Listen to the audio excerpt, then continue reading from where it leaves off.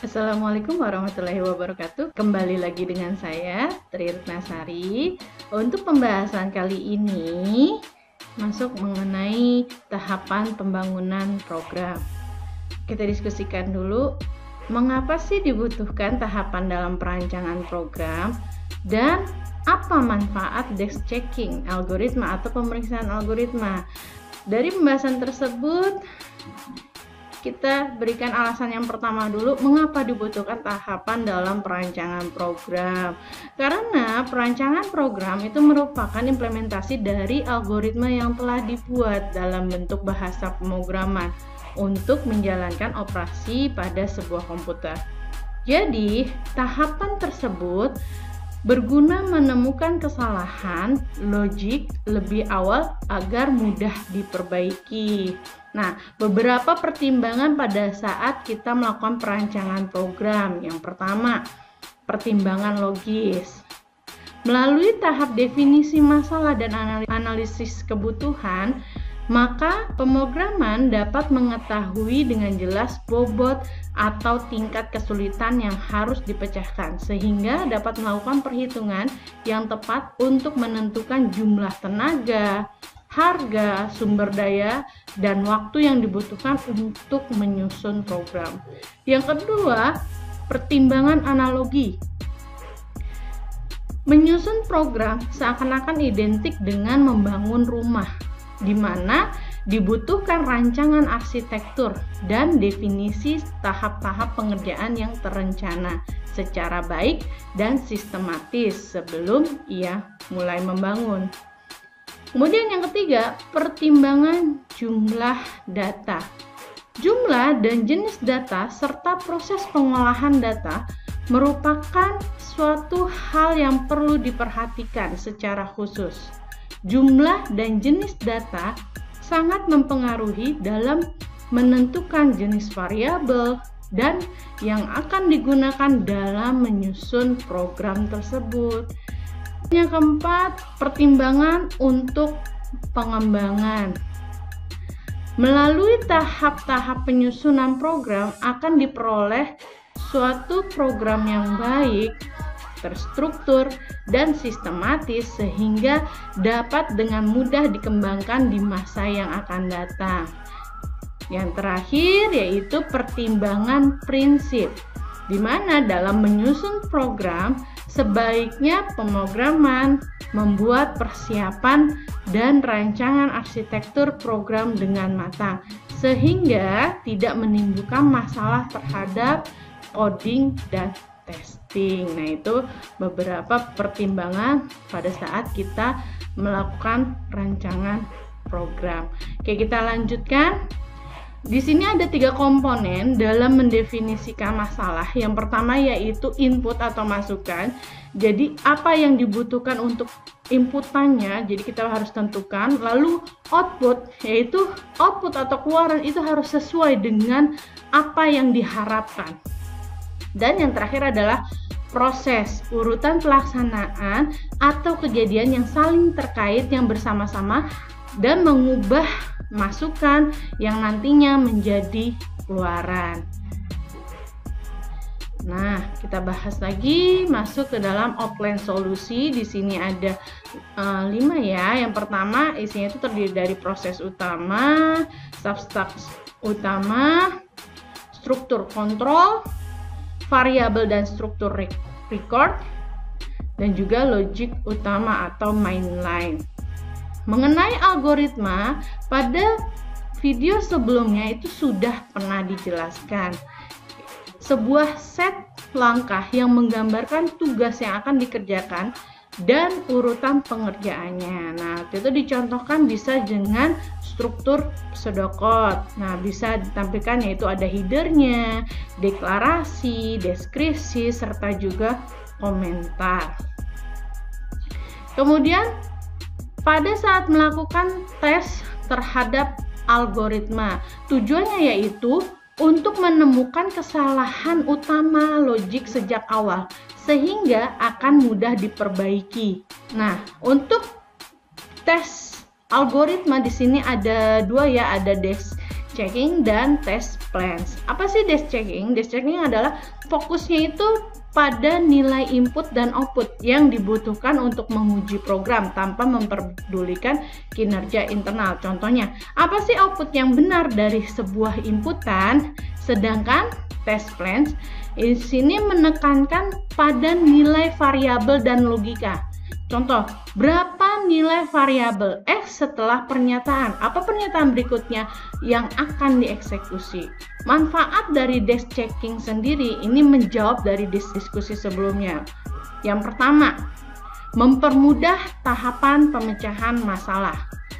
Kedua, input dan output data yang dibutuhkan untuk menguji program disajikan secara keseluruhan atau lebih ringkas.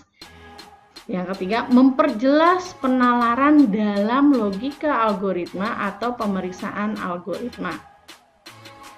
Keempat, dapat menghemat waktu dalam menulis suatu program karena kita dapat memilah dan memilih suatu cara tercepat dalam menyelesaikan suatu masalah tersebut. Lanjut, tahapan pengecekan program. Yang pertama, pilih data sederhana yang valid. Kedua, tentukan hasil output yang diharapkan untuk setiap set data. Tiga, buat tabel dengan nama variabel yang ada pada algoritma di sebuah kertas. 4. Jalankan satu persatu mengikuti algoritma yang ada, mulai dari perintah statement pertama sampai dengan terakhir. 5. Ulangi langkah tersebut menggunakan set data yang lain.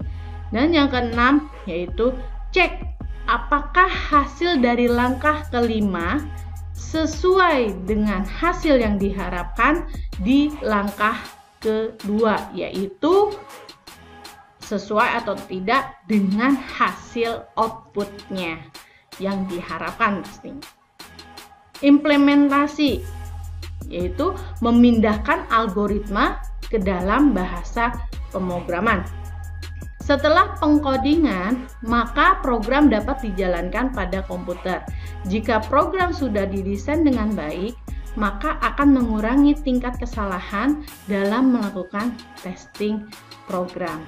Dokumentasi dan pemeliharaan program. Nah, dokumentasi sendiri itu melibatkan eksternal dokumentasi seperti hierarki chart, algoritma solusi, dan hasil data tes.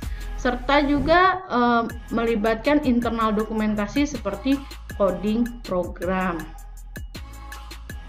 Untuk pemeliharaan program sendiri meliputi perubahan yang dialami oleh program seperti perbaikan atau penambahan modul dan lain-lain. Nah, kita masuk ke studi kasus ya. Misalnya, sebuah universitas terdapat metode penilaian dengan mengetahui nilai absensi sebesar 10%, nilai tugas sebesar 20%, nilai UTS sebesar 30%, sedangkan nilai UAS sebesar 40%. Dari persentase nilai tersebut, maka didapat range nilai sebagai berikut. Kalau misalnya nilai akhirnya lebih dari sama dengan 80, maka indeksnya mendapat nilai A. Kalau nilai akhirnya lebih dari sama dengan 68, maka nilai indeksnya yaitu B. Jika nilainya lebih dari 56, maka nilai indeksnya C. Jika nilai akhirnya lebih dari sama dengan 45, itu sama saja dengan indeksnya D. Dan sisanya selain itu adalah indeksnya E. Nah, di sini dari kasus tersebut kita disuruh membuat dan menggambarkan tahapan programnya mulai dari saat kita mendefinisikan masalah sampai dengan kita buat ke dalam bahasa pemrograman. Oke. Kita mulai dari definisi masalah ya. Kita tentukan di sini inputnya. Tadi inputnya sudah jelas ya. Ada nilai absen, nilai tugas, nilai UTS, nilai UAS, dan nilai akhir.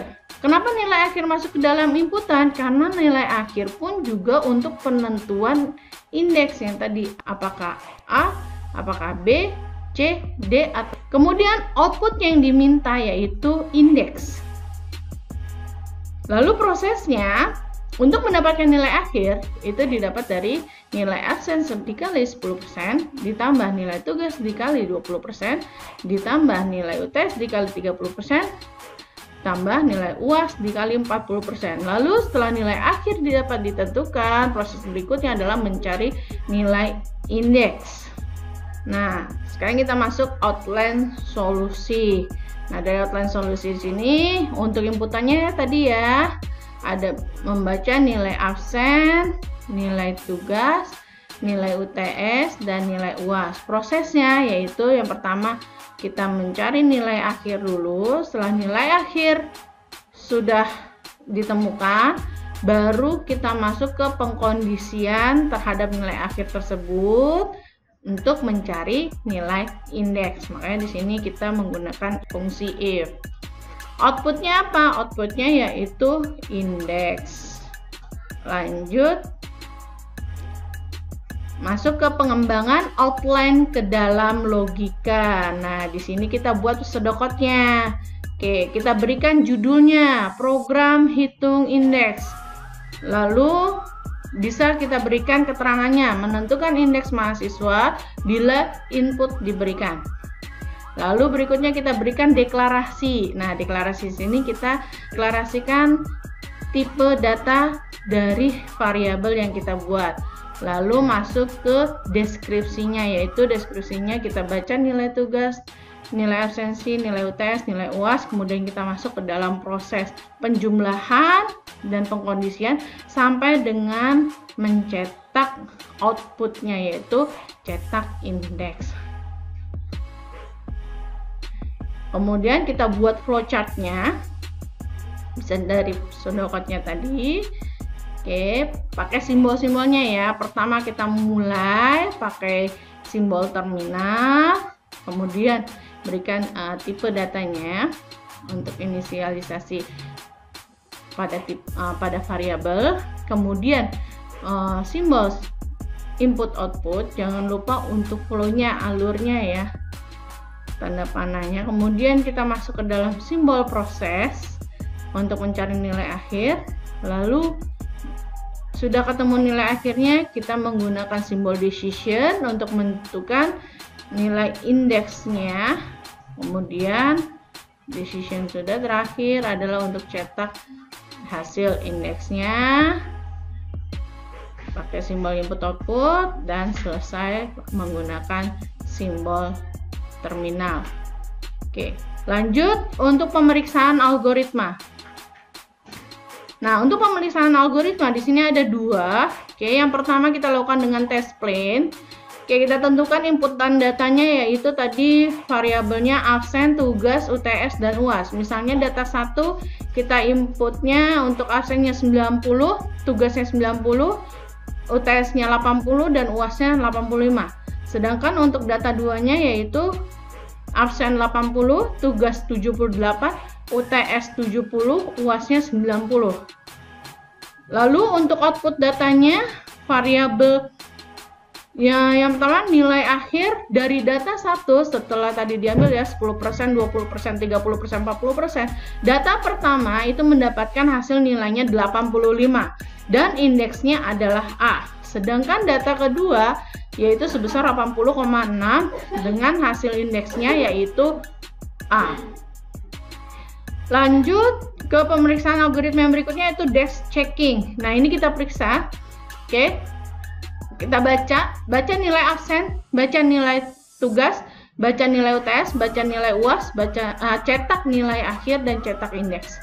Oke, untuk data 1 tadi nilai absen 90, nilai tugas 90, nilai UTS 80, nilai UAS 85, nilai akhir 85, maka cetak indeksnya yaitu A. Dan data 2-nya nilai absen 80, nilai tugas 78, nilai UTS 70, nilai UAS 90, nilai akhir 80,5 dan cetak indeksnya yaitu A.